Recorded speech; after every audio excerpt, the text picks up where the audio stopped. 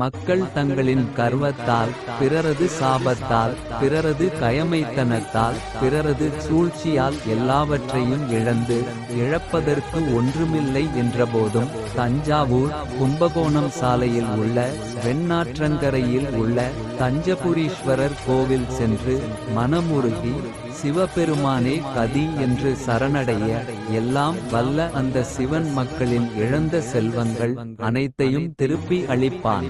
தஞ்சபுரீஸ்வரர் கோவிலில்தான் குபேரன் தன் செல்வங்களை எல்லாம் ராவணனிடம் பறிகொடுத்து இந்த கோவிலில் உள்ள சிவனை சரணடைந்து மீண்டும் தன் ராஜ்யத்திற்கு ஒப்பான ராஜ்யத்தையும் செல்வத்தையும் பெற்று செல்வத்துக்கெல்லாம் அதிபதி என்ற நிலை அடைந்தான்.